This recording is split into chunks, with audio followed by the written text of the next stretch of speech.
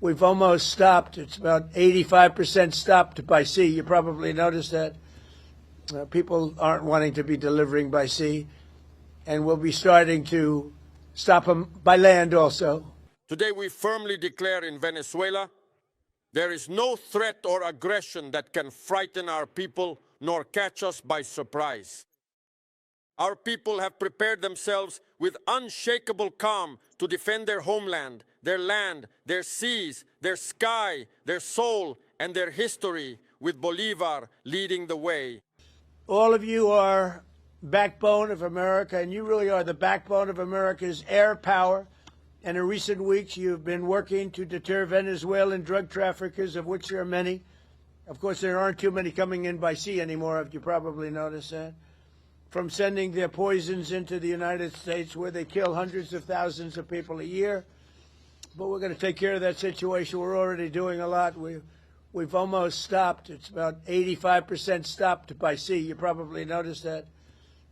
People aren't wanting to be delivering by sea. And we'll be starting to stop them by land also. The land is easier, but that's going to start very soon. We warned them, stop sending poison to our country. We also have the 18th Space Defense Squadron at Vandenberg Space Force Base in California, headed by Captain Ryan Weber. Captain, where are you, Captain? Thank you very much, Captain. Great job. Every day you maintain American dominance on the high frontier. You're the guardians of one of the most important domains we have to protect, and you make us very, very proud of the job you do, Captain. Thank you. Finally, we have the great men of the Coast Guard, and I have to tell you, there are a lot of women in the Coast Guard now, too, and we're happy about that. United States Coast Guard aboard the Coast Guard cutter Forrest Rednar with Lieutenant Commander Alexis Wild. Alexis, where are you? Hi, Alexis.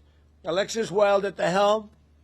And I'm told that just last month, the Forrest Rednar intercepted a boat with lots and lots of illegal aliens off the coast of California. It was loaded, and then turned them over to the Customs and Border Patrol, and they did it so professionally. The people were very, very impressed with the job you did, Commander, so thank you very much. It was a great job. And thank you for defending our maritime borders with skill and with pride, and the job you do. Amazing.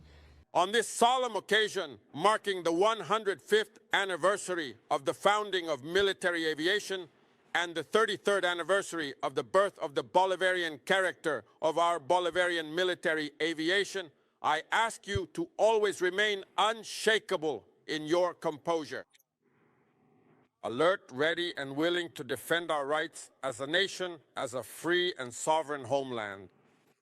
And I know that you will never let Venezuela down. I know that Venezuela can count on you. If history were to demand that we declare ourselves a republic in arms, thank you. Once again, history would see us rise up. Once again, history would see us rise up proudly with the sacred and revered banner of Miranda, of Bolivar, the yellow, the blue, the red, the 8 stars, with its steel condors. It has overcome the shadows and the darkest nights.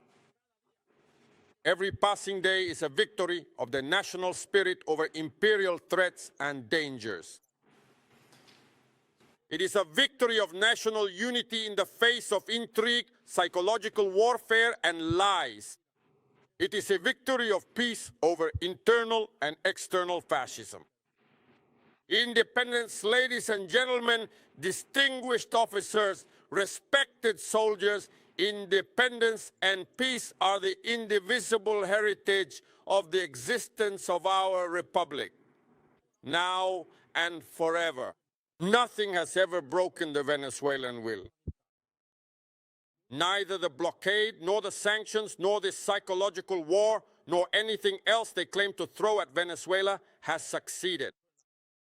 They have not been able to do it, nor will they ever succeed. Where they try to sow fear, where they try to create division, courage, willpower, bravery, and national unity, only grew stronger. We have learned great lessons from this situation and from all those we have experienced, but especially from this situation, we have drawn deep reflections. Compared to previous years,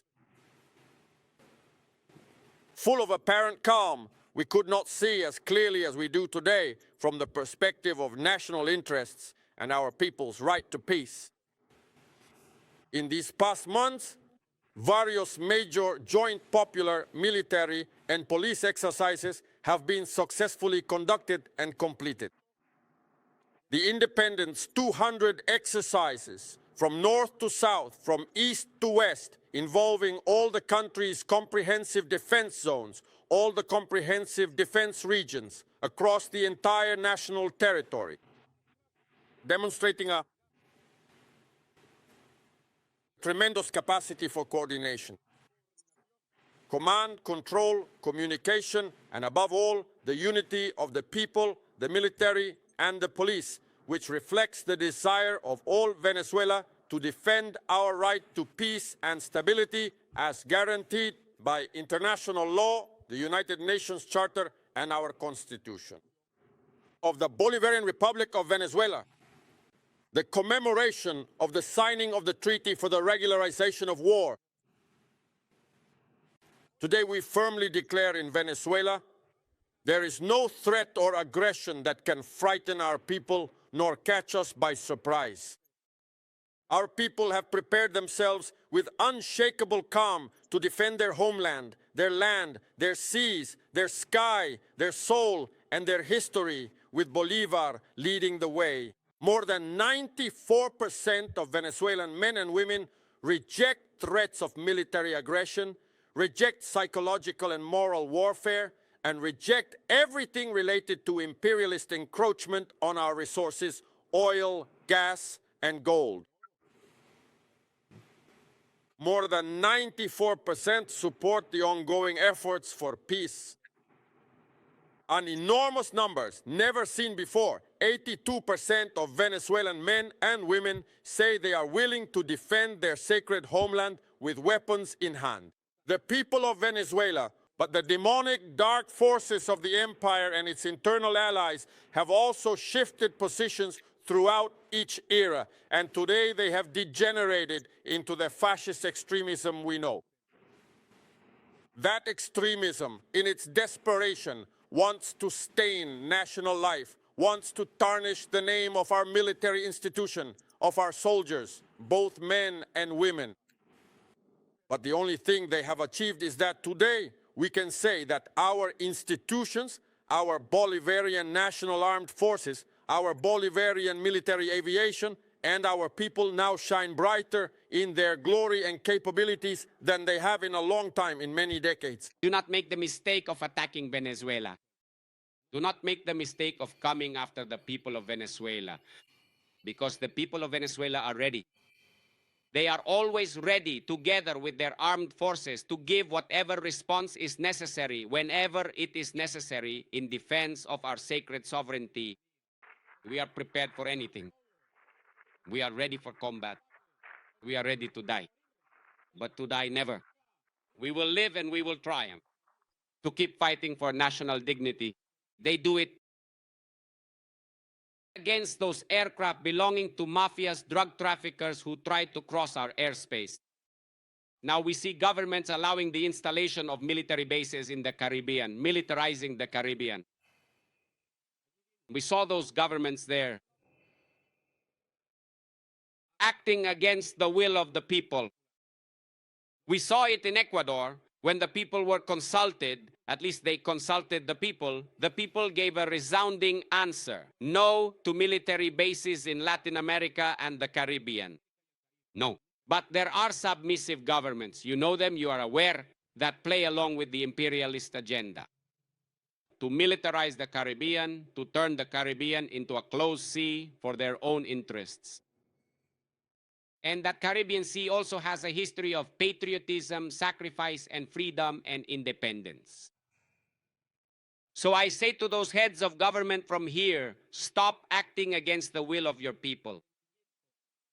The peoples of Latin America and the Caribbean do not want war. The peoples of Latin America and the Caribbean want peace. We are ready, prepared to respond to any aggression against the people of Venezuela, against its sovereignty, against its territorial integrity. And the Bolivarian military aviation knows it must strike hard wherever it needs to strike. Strike and win. And at the very same time, to bravely and resolutely face this significant and dangerous threat head on. This is a threat that comes from the imperialist who seeks to intimidate, frighten, terrorize, and ultimately break the determined and unyielding fighting spirit of the Venezuelan people. The North American empire knows and understands Venezuelan history. We don't need to come here to give history lectures. Nor do we need to remind the world where we come from. That is already there. History records it, and history reminds us of it every day. And history itself also inspires us to have the strength, the fortitude, the awareness, and the clear principles, as our commander-in-chief used to say, of independence and peace.